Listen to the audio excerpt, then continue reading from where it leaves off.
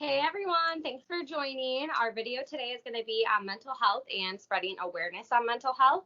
We have our brother Wesley joining us for the video today. We figured he would bring a good perspective, more of like a male perspective, and he's a different generation. He's in college, so we figured that maybe a little bit of an insight from that point of view would be helpful for our viewers. So, Wes, if you want to go ahead and introduce yourself, give a little bio. Hey y'all, I'm Wesley. I'm 20 years old. I'm in college. I go to Saginaw Valley State and I study social studies education. And I want to be like a history or government teacher eventually. Which is perfect for you. Wesley is like the most inclusive person I think I've ever met in my life. So I think having someone like him in a teacher role is exactly the person that high school students will need. I don't know if you watched our last video, we talked a little bit about like high school and wishing we knew more than we knew in high school. And I feel like Wes, you will be so perfect for that. You'll be exactly who students need and a person that I needed when I was growing up. So good career choice. That's like a really big reason I like want to go into education, because I feel like a lot of people when they go to like college or like coming out of high school going into the workforce, like there's a lot that they just don't know, and they don't know like where they can go for help or what they can do to like, I don't know, just like resources to help make their lives better and easier. Yes, I love that. And speaking of helping people and transitions, Wes is also an RA at Saginaw Valley, which again is the most perfect role for him. How has that been? Have you had any sort of like interactions with students yet now that they've moved in, or is it kind of still like laid back and they're kind of doing their own thing? I've like interacted with them, but we haven't really done much. We had like a floor meeting, which is basically where we just go over like the rules of living on campus. But besides that, nothing really crazy. Just like kind of getting to know them, getting to know their names, stuff like that. Okay, awesome. Yeah, I love that. So Liz, Wes, and I have conversations all the time about mental health. I feel that we are so lucky that we're all not judgmental when it comes to mental health because we can all open up to each other. We can send a text message and like when we're at that breaking point, like we can just say like the smallest thing and we all know we're like been there, done that, or like I'm sorry you're feeling that way. Like how can I help you? And so one thing we really want to do is just spread awareness on mental health and encourage people to talk about it. I know from a post that I made earlier in the week, kind of like introducing this video, I have 4 people talk to me about their mental health in person. Hold on one second.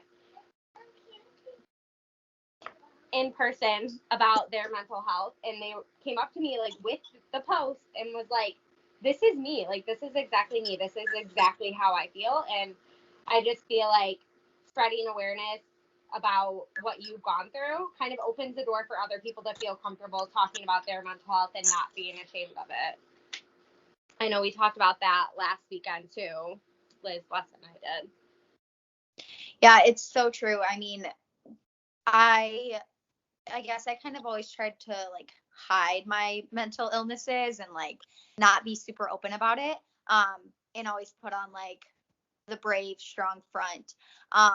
But the more I've opened up on like social media and on our page and everything, the amount of people that reach out and are like, thank you for posting this. Like I was at a wedding and someone that I knew there came up and she's like, I just want to say thank you for sharing your story and, you know, being so brave. And it's crazy because you don't think it's going to really reach that many people. You're like in your head, you're like, oh, maybe one person will relate to this. Little do you know that almost everybody you know can relate to it in some capacity.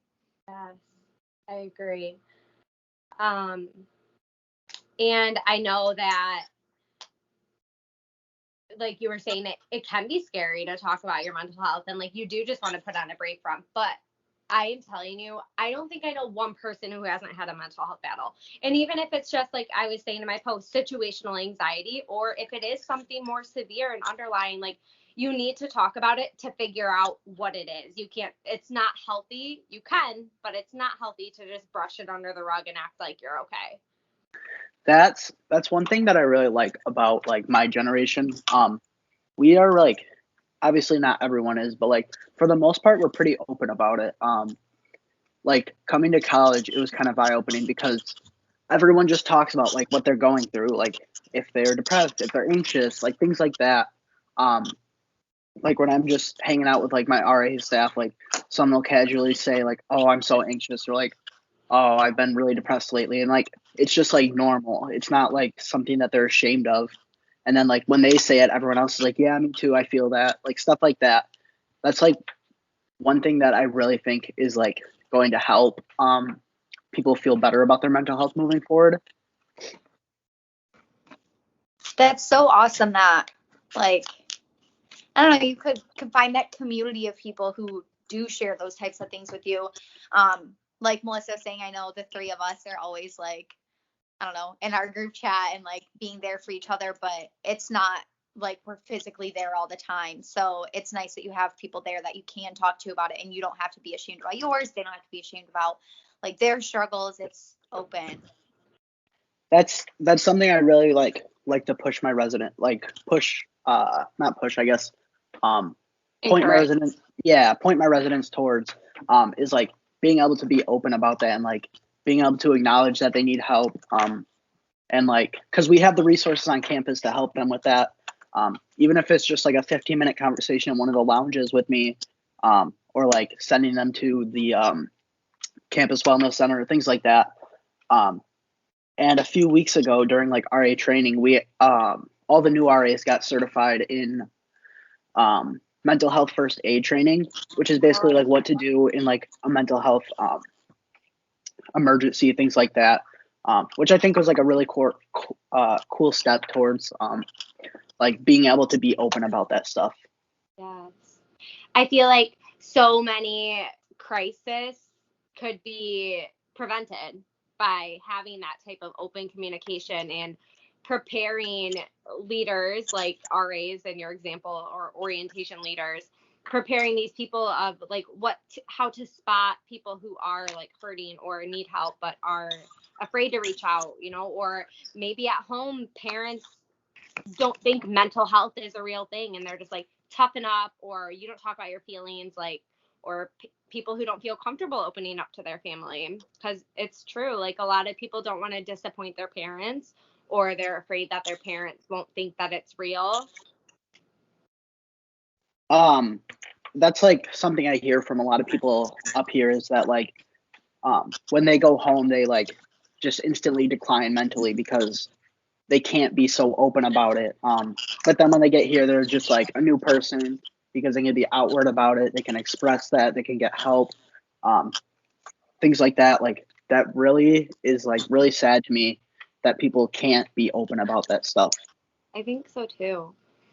And one thing that I know I will focus on with my kids is I know so many people who are diagnosed with bipolar disorder, and it just bothers me when people make fun of that, like, oh, you're bipolar just because you're angry or you're showing your emotions. Like, we need to teach these people to stop classifying people or using these diagnoses as a bad thing, and just because someone's having a bad day or upset, or maybe they really do have that, and you're accusing them of being a certain way. One thing that I hear all the time, and I'm going to step away for 1 second. Okay. I'm going to be honest, I'm guilty of doing it, but I've become so cognizant of it and I'm trying to not do it, is like when you have a bad experience with something, like, I don't know, you spilt something on the floor, like you dumped your coffee, and so then every time you get in the car, you're like, oh, it's giving me PTSD. Like, it's not giving you PTSD, and that just like totally like, I don't know, it's just, that's something that I hear a lot of people using is like PTSD as something that's like, no, it's really not. And I do too, but I've been trying to make myself aware of it and not do it anymore. Well, no, like I completely agree. Everyone's done stuff like that. Like calling people bipolar, saying you have PTSD from something like minor, like the coffee. But like it's really all about moving forward from doing that stuff. One thing we learned in Saginaw is that like doing that stuff in your past doesn't make you a bad person. But if you're not actively trying to stop or get better at doing it, then it's like, okay, you're being a bad person about it. But when you're sitting there and you're actively trying to like watch what you're saying, be careful what you're saying and like who you're saying it around, that's when like you can start to grow. Yes, that is so true. And I feel like that can be applied to so many things in life, not just about mental health. So I think that's really important to talk about with people and teach other people. That's great. I love that Saginaw is teaching you so many things that you typically don't learn in like little Imlay City. I mean, I hate to say that, but like I feel like everyone here is just so comfortable in our ways. And I feel like when you go explore other areas or start new opportunities in other places, you're open up to different cultures, different ideas, different beliefs. So I think that's great. And I think it's definitely something that you could bring back to friends or peers or younger people who look up to you and see you as a mentor. Yeah, for sure. Like stepping when I first like moved to college, it was really hard to be away from Emily City, just because I was so used to it there. But like the more I'm in Saginaw and like the more I'm exposed to, it's like kind of crazy to see like how I don't know how to explain it, but like how I guess comfortable everyone is there, because like it is like a small town and like there is a lot of community there, but like I think because of that, it kind of hurts the town as a whole, just because people like feel as if they can just rely on like themselves or that they don't really need help because no one else is getting help. But like it's completely okay to get help for things like that. Yeah. Yeah, it is okay to seek help, and it's important to know when you feel like you should seek help. I know I personally just recently dealt with that. I've been carrying like so much heavy weight of things around me, whether it's like work, whether it's family, whether it's just me coping from my husband being on a 13-month deployment and coming home and having to transition from being like a like mom at home by myself to having someone here with me full time, responsible for the kids. It's important to recognize when you need to talk to somebody about it. I mean, I shared that I was having like symptoms. I was losing clumps of hair. I was gaining weight. I was taking offense when people were talking to me, and I wasn't overall happy. And I learned like it is anxiety. It is from stress. And I was prescribed like a temporary medication. It's not something I have to take long term. It's more like situational. And I can't even tell you how good it feels to be able to just like shut the worrying and thoughts off. I never realized that I was worrying all the time until I had help to stop the worrying. And so like now looking back, I would worry like the second I got up in the morning, I would like create these stupid scenarios in my head, like brushing my teeth, getting ready, like thinking about these things that were never going to happen, or like worrying about my health. Like I'm healthy. Like why am I thinking that I'm like dying or have cancer, and freaking myself out because I have kids and a husband and all this stuff I would leave behind. And like that would carry with me all day long. And then I would go to work, and then I would come home and worry about work until the second I went to sleep. And so to be able to just like shut that off and be a normal person is so nice. So I really do encourage you, if you are struggling at all with overthinking or feeling anxious and can't shut your brain off, go talk to somebody, talk to your family doctor. There's amazing screening tools that they can do on you to help determine whether you have like anxiety, depression. They can refer you to like a therapist or a counselor if you need to go speak to somebody and don't want to try medication. So I do encourage you to seek help for sure. I just want to add two things to that really quick. Oh my gosh, I forgot one of them. Oh, okay. So, with like the medication, it's also really helpful because you can kind of see what symptoms are from what. Like when I take my anxiety medicine, and I can see like I'm not worrying as much, I'm not overthinking as much, things like that. It kind of like narrows down like how much stuff I have to go through, and like it helps me like explain to my doctor like what I think is coming from my anxiety and like other things like that. Yeah. And then the other thing I wanted to add, like when you have all the, like you said, like all of that stuff just piling on, and then you go to bed the next morning, and then you have all of that from that day, and then the next day, and then the next day, and just it's growing exponentially. It's like a snowball effect, and it's just eventually it's just like you can't move because you just have so much in your brain, and it just like takes over your whole body. And then you start like blurring in days together, and then like conversations. You're like, shoot, did I have this conversation with this person? Because you created the scenario in your head of how the conversation was already going to go, and then you couldn't remember if you told them that. Yes. One thing I wanted to bring up was social media and like how it's affected my generation like negatively and positively. I think one thing it's done negatively is drawn in comparisons, which like obviously has a huge effect on people's mental health. When you're constantly seeing other people like thriving or doing awesome stuff, like it's obviously going to take a toll on your mental health if you're constantly comparing yourself to them. And it's hard not to do. I do it all the time. But it's also brought about like how common it is, and like how not normal, but like I guess just common, how common having mental health issues really is, and like almost everyone has it. Like, and I think that's one of the reasons why people my age are like okay with talking about it to each other because of social media. And I think that's like one of the really cool things that social media has brought about. Yeah, it's like brought people together in that aspect. Whereas like before, people were just like sad or like didn't want to talk, or they were just like weird. But like now it's like, no, people are humans and life is hard and we all go through difficult things, and everyone struggles with mental health battles, whether it's just something really small that's eating them at for a temporary amount of time, or it's something more severe.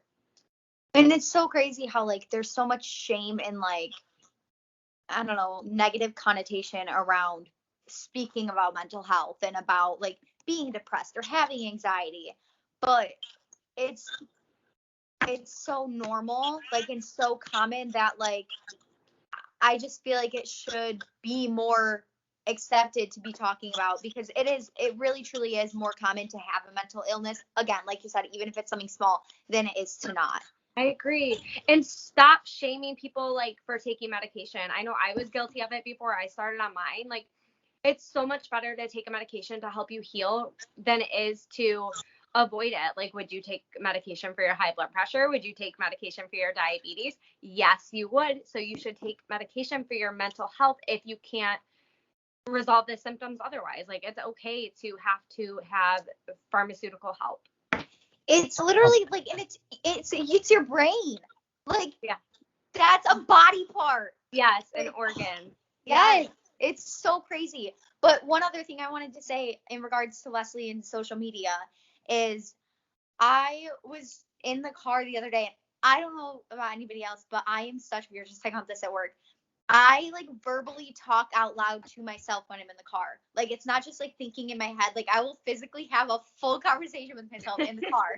But I was talking and I was saying how like I always post like when I'm super like happy, and like I post like the highlights of my life, which is obviously normal. Everybody does it. But because of that comparison and like wanting to live up to that, and I was having just like a really off day. Like, it was one of the days where I was just like basically in a state of a depressive episode all day long, and I like wanted to post about that.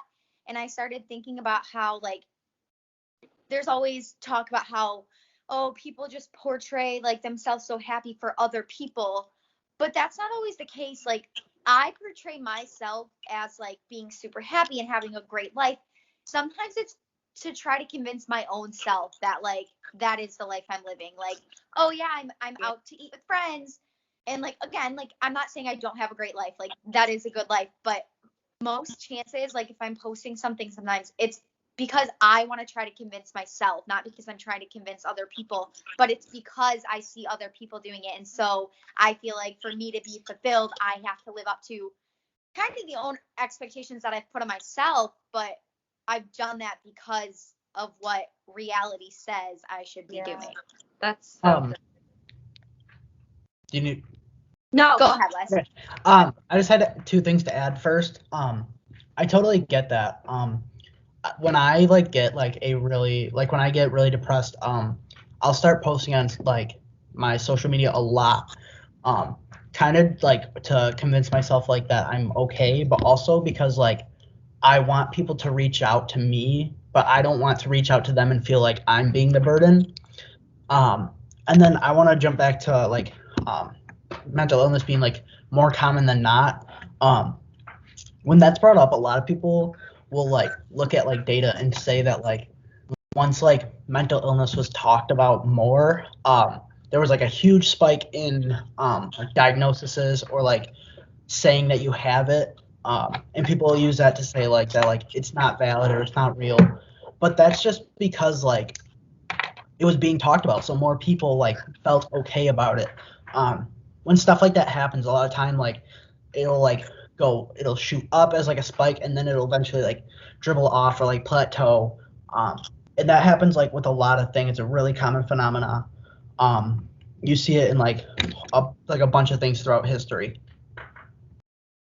Yeah, and it doesn't surprise me. I mean, when people start opening up about things, they're like, oh, I'm not alone. This isn't just me. You know, people feel comfortable to open up about their struggles and things that they've gone through, which is what I hope comes of this video, whether it's one person, whether it's 25 people. Like, it's okay to speak up. It's okay to seek help. It's okay to ask for like tips on how you manage with your depression or anxiety, or how you manage a heavy workload with depression and anxiety. Like anything that you feel like you might be alone on, you're not. And people, another like thing that people say is like, and I've been told this before, they're like, oh no, you don't have depression because you're such a happy person, you're such a positive person, there's no way, like you're just in a bad mood, you're just having a bad day, which is true. I am having a bad day, but like you also can't brush it up. Like you don't know my entire life. You don't know the story. thoughts You don't know exactly. And so a lot of misconceptions about it is that if you're ever happy, you can't have depression, because depression means that you're always depressed and you're always sad and you're always mad. And it's really not the case. Like you can have depression and you can struggle with that and have depressive episodes and still be a happy person. You can have anxiety and still have days where you're not worried about anything. You can still be carefree and have anxiety, you know? Yeah. It's crazy. It's crazy. I just want to add on to that. This is like a huge trigger warning for like self-harm, suicide. A lot of people, before like they end up dying from suicide, they will get to a point where they are very, very happy because they just feel completely free and they feel as if they have no burden, because they know that they are planning to die by suicide. So telling people that like, oh, you can't have depression because you're happy, that is extremely harmful to people, and I don't think enough people know that. That's such a good point, Wes. It's so true. I cannot believe how wise you are, Wesley. You are going to like change so many lives, save so many people's lives. Like I'm blown away like sitting here listening to you talk, because like I said, I needed you when I was younger. There's points in my life where you were just a kid, but like you're the person I needed. Yeah. Well, like it's super important to me to talk about this because like I didn't even know I had anxiety until like 10th grade when I was on some I was wrestling down in Virginia Beach, and I was in a hotel, and some kid was like, dude, you have such bad anxiety. And the whole time I thought it was just normal to be like constantly nervous and like thinking and things like that. So like I don't know, I just want people to be able to know that like there's like they have like a mental illness, but like that's okay, and you can get help for that. It doesn't define you. It doesn't make you a bad person. It doesn't mean that you aren't loved. It doesn't mean you can't have a great career. It doesn't mean that you shouldn't be married or create relationships or go out and have a fun time. Like you can still be completely normal, whatever the hell normal is, if that's even a thing, because I don't think it is.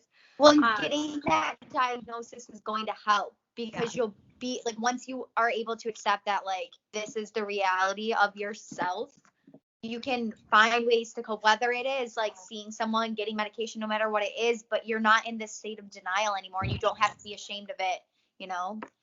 I just wanted to add on, like, speaking of normal, that reminds me of a Facebook status I saw in like 6th grade. In like 6th grade, and I thought it was so true, and I think of it all the time. It said, is there even such thing as normal? And like there's really not. Like no one is normal.